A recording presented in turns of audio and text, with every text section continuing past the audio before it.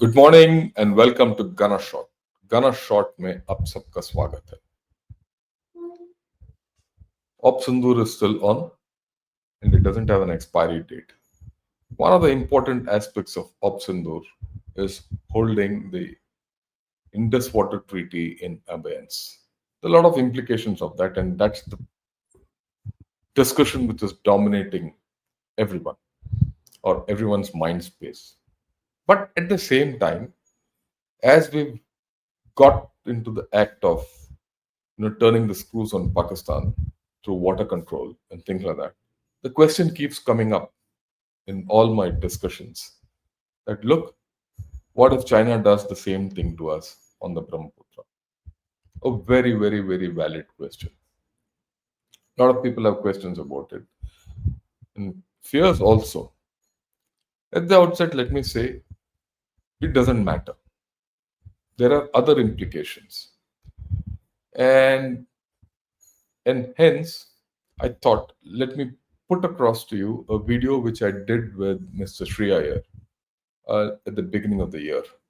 We discussed it in a studio, and in that I've explained in detail as to what will happen if China, continues with its dam building activity on the Brahmaputra. Have a look at it, and then have questions from you during one of the open houses which I often conduct. One issue which I would like to put across to everyone is that there is no correlationship or there's no direct relationship between what's going to happen in the Indus waters and the Brahmaputra waters. That's the first thing. Second thing, a lot of people say, what if China obstructs the water of Indus? Because Indus originates in Mansarovar and enters India and Demchok. And what if they do something on Satluj? They can do. They did once before, but I think we've got a grip of that. And Indus they can do, but the problem is, what do they do with the waters if they block it? It's not an easy thing, and they don't have. It doesn't make sense for them to put a dam across Indus just to block waters to use it as a weapon against India. One, and second, Indus gets waters from a large part of J&K after it enters India, and you can't stop that water. So I don't think China has any more cards left to twist us through water. So with this as a preamble, I'd say have a look at the video which I did with Mr. SREE IYER, and then form your opinion, and we'll discuss it later. Thank you. Namaskar. Hello and welcome to P Guru's channel. I'm your host SREE IYER. Today joining me is General Ravi Shankar, and we're going to be talking about a very important topic that has been doing the rounds in the last few days. Not much activity on the media, but as always, P Gurus is at the tip of the spear. This will be coming jointly on Gana Shot as well as on P Gurus, so you know who my guest is. General Ravi Shankar, namaskar and welcome to P Guru's channel. Namaskar and thanks a lot. It's so nice to interact with you here in Chennai. Thank you, sir. It's a wonderful weather now. This time of the year is beautiful in Chennai. And General Ravi Shankar, we had a very beautiful, in-depth talk about Brahmaputra. But a year and a half ago, in the early days of our engagements, and I think till today that is a reference as far as I'm concerned about what is Brahmaputra and so on. So what has now happened is a few days ago, China announced that officially we are going to construct a dam after the bend, just before it starts rapidly descending down to India. Now, we have talked about this. There are 6 other dams that are, 1 or 2 are done, 2 or 3 in planning. So is this just empty rhetoric, or is it something that's more substantive? Look, I think it's a very important topic you touched upon. Not much has changed from what we discussed then to now. What has happened? What's the change? The change is, at that time, it was only a proposal which was in the offing and all. Right. Today, it has been approved by the government, the Chinese government, that we should go ahead with the project.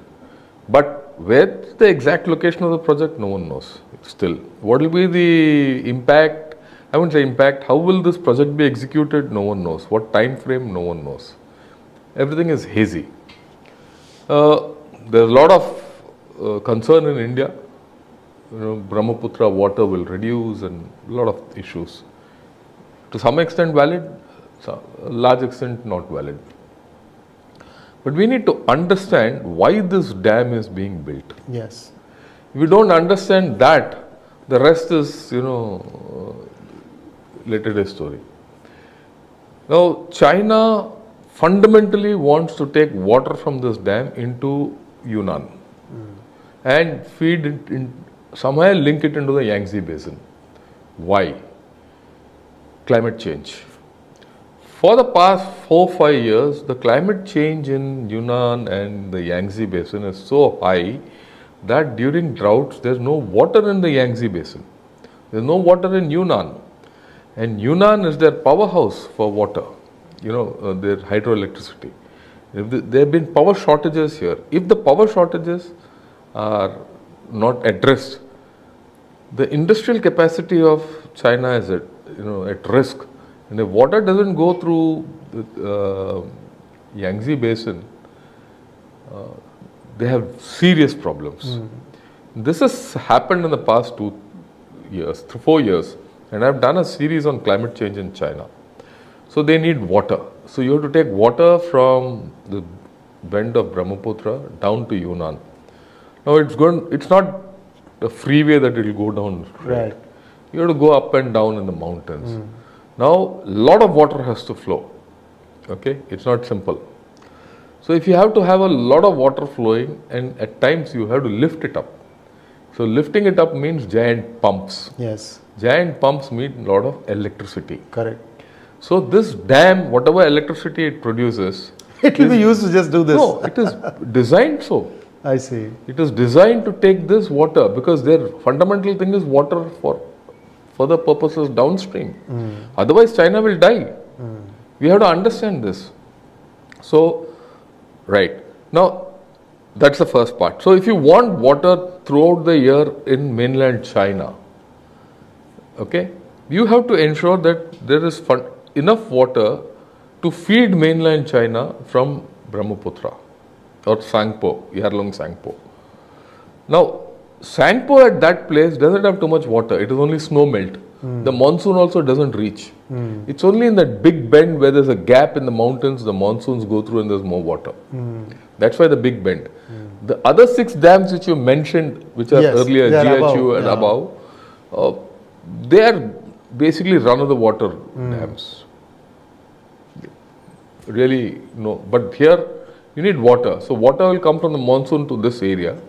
This area is a little more greener. And the big bend with its canyon gives the pondage. You can store water there. And the descent of the Brahmaputra into India through Kepangla is huge. Actually, if you go to Kepangla, it's a sight to see. People say the 7 wonders of the world. I call it the 8th wonder of the world. It's something. So you have to the canyon gives 2 side walls of the dam. You just have to put it across in whichever manner, and you get huge pondage behind. Right. Okay, it's not going to be one dam. It can't be one dam either. It's going to be a dam, another dam, another dam. It's going to be probably a series of dams because this, the slope is such. You put a dam here, it'll only get water till here. Correct. Another, it has to be a series of steps. Multiple ladder-like structure. That's my guess. Step. Yeah, that's my guess, but nothing is known. You need that water. And then electricity comes. Now, what's the problem for India in this? It is their thing.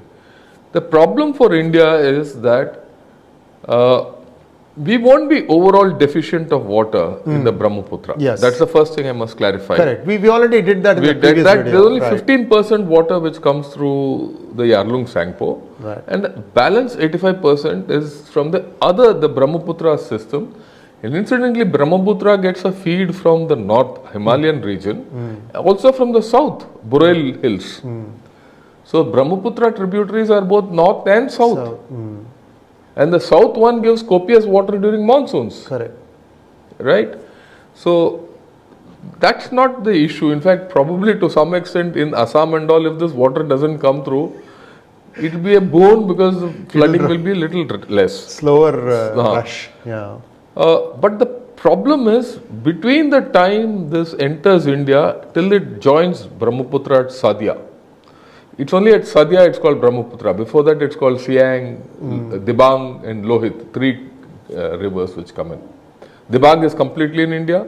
Lohit, originates north of Wolong, comes 200 or 50 kilometers.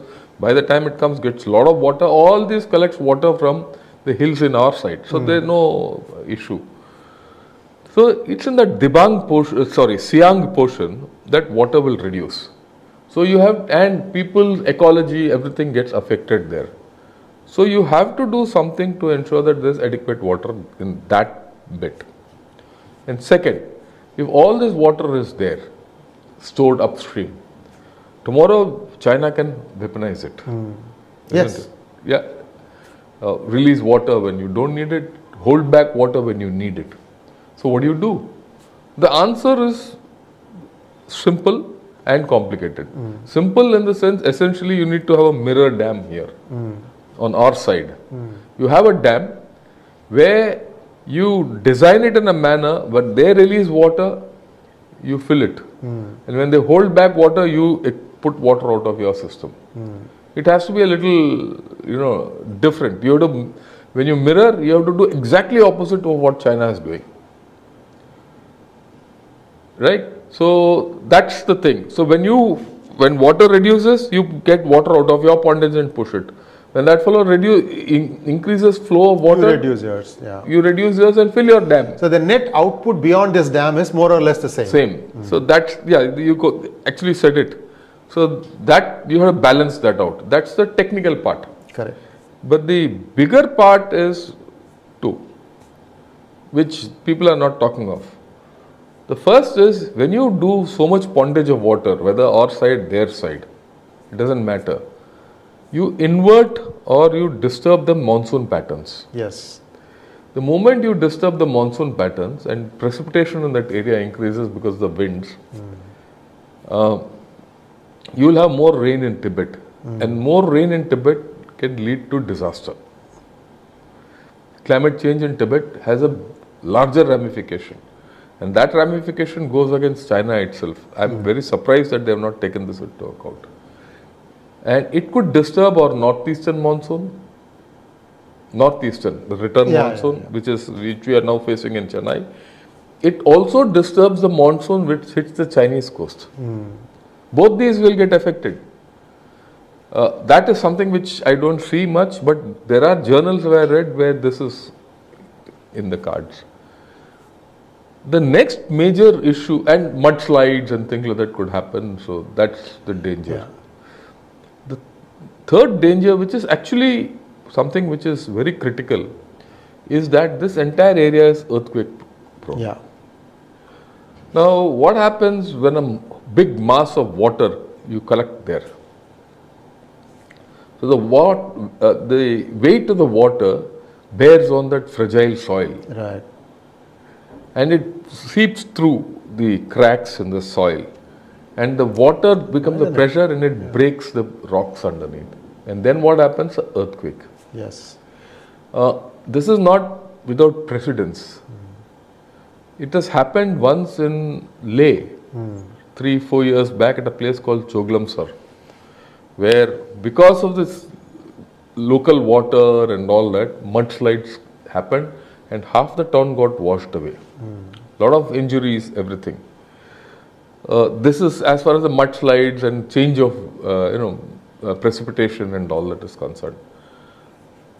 In Sichuan, a few years back, I don't remember the exact date, there was an earthquake where a lot of people died. It is estimated about 50,000 people died in that earthquake. And later, when it was investigated as to why this earthquake took place, it was because some 100-200 kilometers away from Sichuan, they constructed an artificial lake, huge artificial lake, Chinese. And that lake, water got filled. The weight of the water in that lake seeped through, broke rocks under that, broke the subterranean, there were fractures, which these people later realized, broke that, and earthquake hit Sichuan. Earthquake, Right. it can hit anywhere. Correct. And any built up area will have more Impact. So this entire area is earthquake prone. So that will affect us. Earthquakes. So earthquakes, mudslides, those are the major issues as far as I am concerned. Water is a very minor issue. I think we can tackle it. But then you are creating another water body. See, a mirror dam is, like I said, it's simple and complicated. Yes. So if you have a mirror dam, you are also creating a water body in addition to what they are doing downstream. Right. So you are actually going to disturb the entire ecosystem out there and your monsoon system. If that monsoon system fails, the return winds, if they collect water from these bodies and leave water there, then you will see South India getting affected. So the effects are large. So we have to tackle them accordingly. We have to use leverages to ensure that this thing is somehow headed off. The next problem which will happen is in Bangladesh. See, reduced water in Brahmaputra. Let's say that a lot of water gets reduced in Brahmaputra.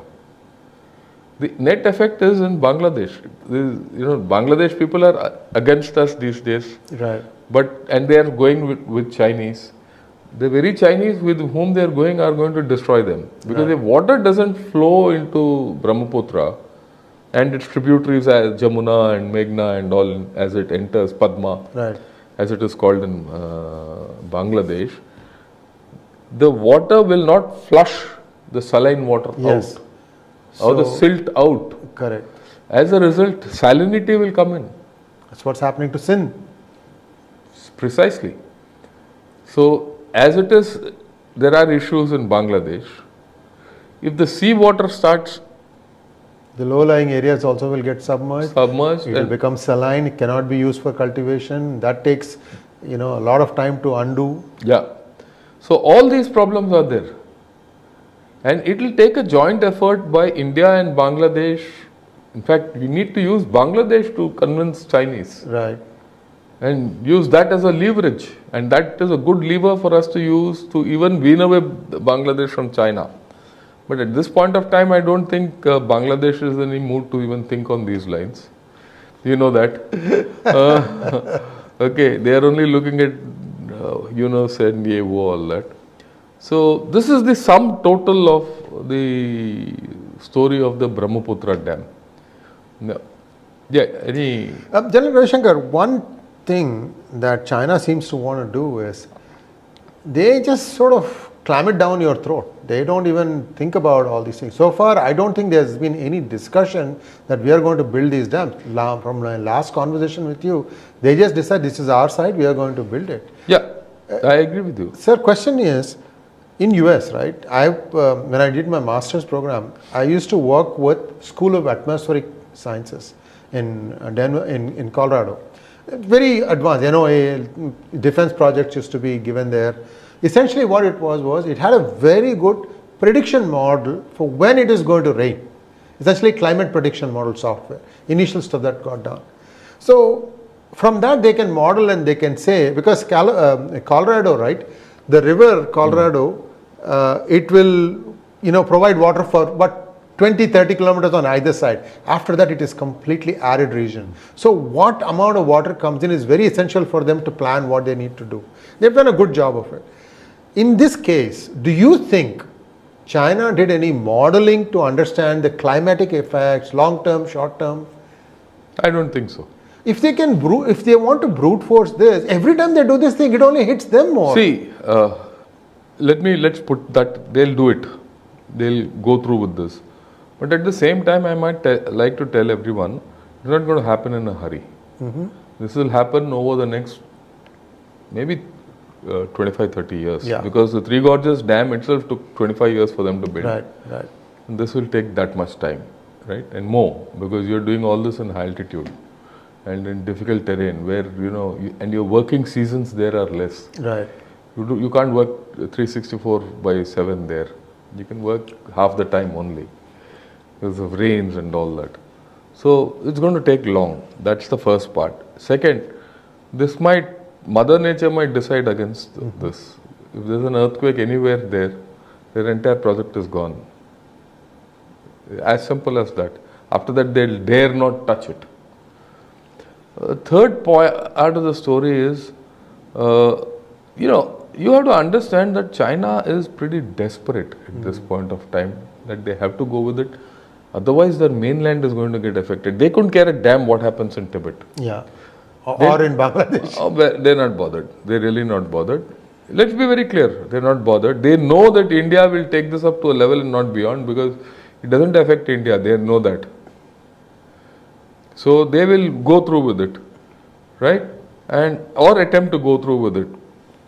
Will it succeed is $1 million question, because all their north to south water transfer programs are at risk. This mega project infrastructure assists their economy, so they'll not let go. Right. It increases the GDP. Right. It's a different thing. They're going to sink money in it and not get anything out. That's that risk they're taking. The risk they're taking is because they're desperate. They need, like I told you, they need water. This is something people don't understand. Why do they need so much electricity there, and to transfer this electricity from there to Yunnan is not a joke. Why are they doing it? I mean, people have to understand this. They're doing it because their mainland is at risk. Yeah. If the mainland Han-dominated areas of China is at risk, tomorrow China can collapse. And those of you who feel that no, this is not happening, all that. I've done 2 videos on climate change in China. And this I've spoken of because of climate change, there have been power shortages along the Yangtze Basin and Yunnan province. And they need it, otherwise they'll collapse tomorrow. Yeah. As it is, they're in a problem. So this is their long-term necessity. They couldn't get a dam, they'll go through. What should we do? Delay it. Now, how do you delay it? You can delay it legally, you can do it illegally also, or whatever. You can do it in a hybrid mode also. And I wouldn't be reacting in a hurry for this, how to sort this issue out. Think through it. Opportunity will come. 20 years is a long time. Correct. Right? For something to happen. And when that happens, stop the story. And as simple as that. And my view is, in about 5-6 years, when the Chinese decline is irreversible, and when they might not be even able to sustain this kind of a funding which is required. So we shouldn't get too worried about it, but need to monitor it, need to put markers up, need to resist the whole story, need to leverage this for international opinion, right? And we must do everything, because there is a problem for us also in this. Yes. Right? Well, that's how it is. Anything else you would like to know about this? Yeah, well, one small thing. When I was growing up, I grew up in a place called Nagarjuna Sagar, which is where the dam is, right? Late 60s, what had happened was that a part of the main dam collapsed. It took about 300 people washed away. They were just working and putting up this cement. And one of the topics that was discussed was, they were saying, look, this is Krishna, this is not Godavari. Godavari has a gentle flow. Krishna has a rapid flow. And somewhere they didn't probably plan how much, because the water had built on the other side, that pressure just blew it away. I'm thinking Brahmaputra is probably 10 times faster than Krishna. Especially there. Yeah, especially there. Maybe 1,000 times. You don't have new technology. It's still concrete. It is still cement. Can they even be able to build this thing? They've taken about 20 years to go into the whole story, and they are now convinced that they have the technology to build it. Whether it is feasible or not, time will tell. Personally, I don't think they'll be able to complete it. Right? I don't think they'll have the funding to complete it. See, at the end of the day, whatever you do in terms of structure, you need money for it. They don't have. In fact, if I look at it from my point of view, this is a very desperate gamble which they've undertaken. It indicates the problems which China is facing. I would rather see, look, China is at a stage where they can't do without this damn 20 years hence. So if I somehow do something here, and in the next 20 years, if China's trajectory is going to go down, what do you do with China? How do you handle China? What are the repercussions of that? Is something more for me. The discourse in India, unfortunately, is that we are missing the bigger picture. I'm looking at that bigger picture. Correct. What I've spoken to you is the bigger picture. Right? Absolutely. Yeah. We need to have a bigger game plan to offset it rather than just think, put a dam, put some protest, that won't work.